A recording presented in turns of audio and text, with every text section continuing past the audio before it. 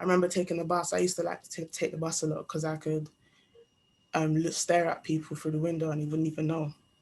And I remember looking at people's faces, and some people looked really sad and some people looked really happy. Some people just had different looks on their faces. And I remember thinking they're going to go home to something, and what they're going to go home to might be good, might be bad.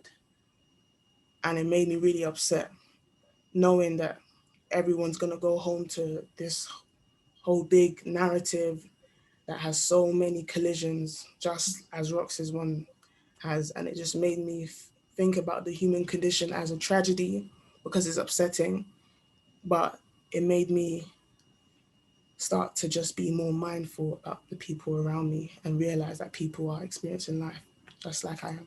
Alfre, I associate you with freedom and a lightness that in Clemency, your character was quite closed and still but pushed down her emotions. So what was it about Bernadine on script that you honed in on and said, yeah, this is the woman I want to bring to life. I'd love to bring her to life.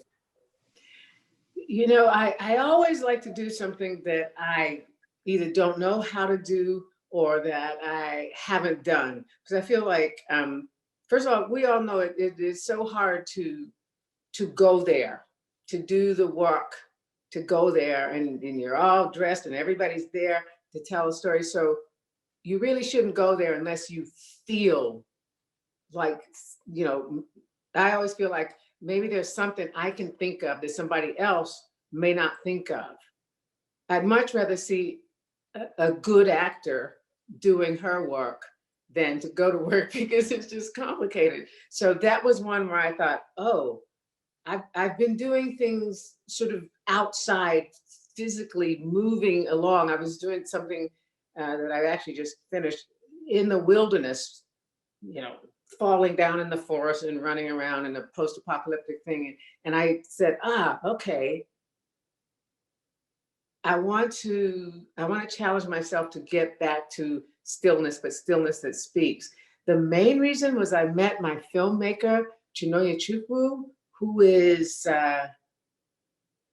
she is smart and she is very, she's a committed person, not only to her work, but to the large community, especially social justice. And to cut the story short, it was to work with her, and it was to tell a story that in the States, you guys don't deal with state-sponsored execution the way we still do in the States. And I can remember from the time I was a little girl in Oklahoma, every time they were putting somebody to death, it made me sick as a child. And then your parents have to kind of talk you through it. And so I've always been on that side of the fence where you're holding vigil, trying to stop an execution. But I had never thought, and this is why Chinonye came to this story, about the people that we charge with ritualized murder.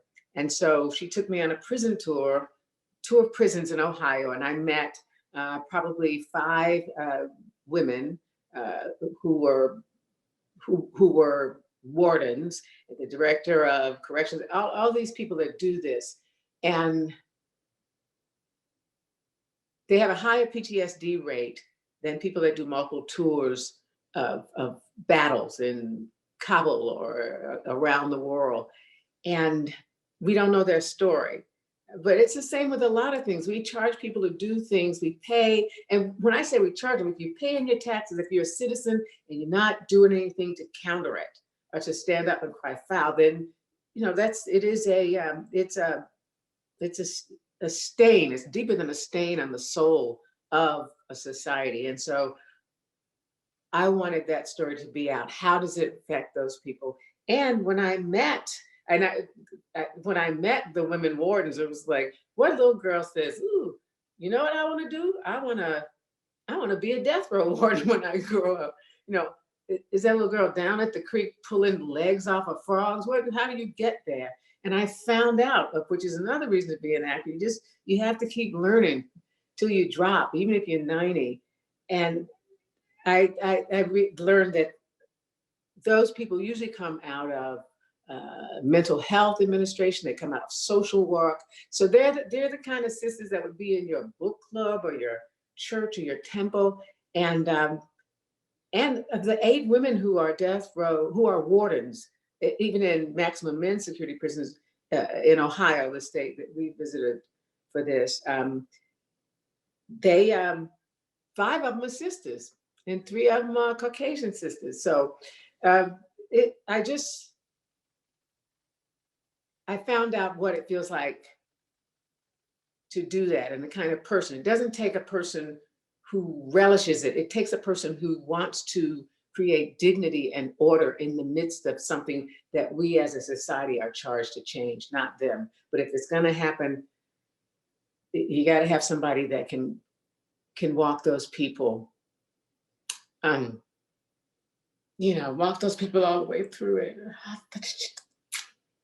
I understand. I actually, it was you humanizing your character that made me look at those roles differently as well, because there's often, when especially if they're of color, we can kind of side-eye them for being traitors, for being in that role, and forget that it's actually a secure job in some cases, even if that's the base, that like it's a secure job, and forget about the other stuff that goes with it, the PTSD, as you said, and everything.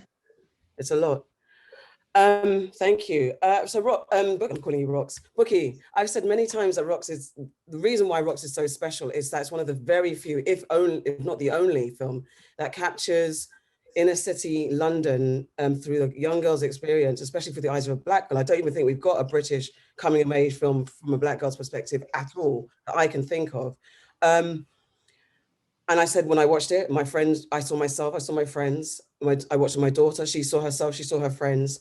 What experiences did you draw from when building Rox's personality? And actually, what did you learn about yourself post bringing Rox to life? What did Rox teach you about yourself?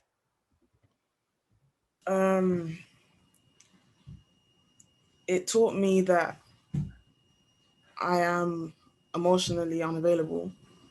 It taught me that throughout my 4+ years of secondary school or high school, my partner, person who I sat next to, my classmates, I knew Rox. And Rox came to school every day and she acted like everything was cool. I saw her in Emmanuel, I saw Samaya, Yawa, every single day. I saw these girls every single day, and they all came to school and they all acted like they were just perfect and everything was fine.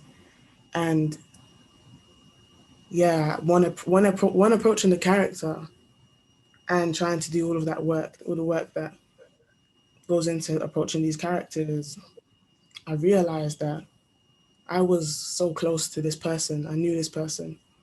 So as opposed to me trying to create a new character, create new attributes, a new person, I just drew from what I already knew, the people I already knew, and I just heightened points of myself. Because I feel like every single person in the world has a Rox in them, because us as human beings anyway, we all share those deep-rooted connections. We all know how it feels to experience life, and we all understand it to some degree. And I do know Rox is an individual in her experience, but the one thing I do identify with her is not not her skin tone, because I believe skin tone is an overrated virtue, but it's her experience and how she sees the world and how the world sees her. And that's one thing I identify with. Because I know all of us women on this panel right now, the one thing that we do share, the one vivid similarity is that we're women. But if you was to write down all our stories on a piece of paper, the differences would outweigh the similarities by far. And I think that's one thing I clocked with Rox, is that yes, I identify with this person so much, but her experience is so different to mine. And the way she reacts to certain things, that's not what I would do, but that's what somebody would do. I remember when Sarah Gavron, the director, when something happened to Rox, she told me scream in a pillow. And I said to Sarah, why am I screaming in a pillow? That's not something I would do. But then I didn't understand that that's something that maybe Rox would do in a circumstance that she's in. Everyone's experienced life. So much sad things happen to so many people, to all of us, I'm sure so many sad things has happened, but the way we react to it is just so different. And because we filmed in chronological order, and it was like I was waking up every morning to live this separate life every day as it went past, I was starting to feel things that I wouldn't usually feel. I've experienced things and it hasn't really driven me to sadness. But when I had formed this relationship with this young boy, when I had made these new beautiful sisters, and when these things were happening to Rox, before the director even said action, or well, she didn't say action because it was a different kind of like experience. But before we even started filming, I already felt that in me because it was ready to come out. So that's why I felt like the experience was such a beautiful way to make film, because it was almost like everyone made a conscious decision to live this separate life for these 7 weeks of shooting. And every time I went home, I went back to Bukky. And then every time I went back to set, I was Rox. It was really weird. And the experience, you asked me, what did it reveal about myself? It made me appreciate humanity a lot more. Because when I live life, like I wake up every day, try and do my thing, I don't really think about life. I don't really think about humanity. I don't really think about my experience. But I think I said before, jumping into somebody else's body and experience made me realize the nuances of my own. And that just made me realize maybe there's some things I should do differently. And I definitely think it made me be much more mindful, just to like land on this. I remember taking the bus. I used to like to take the bus a lot because I could stare at people through the window and you wouldn't even know. And I remember looking at people's faces, and some people looked really sad and some people looked really happy. Some people just had different looks on their faces. And I remember thinking they're going to go home to something, and what they're going to go home to might be good, might be bad. And it made me really upset knowing that everyone's going to go home to this whole big narrative that has so many collisions, just as Rox's one has. And it just made me think about the human condition as a tragedy because it's upsetting, but it made me start to just be more mindful about the people around me and realize that people are experiencing life just like I am.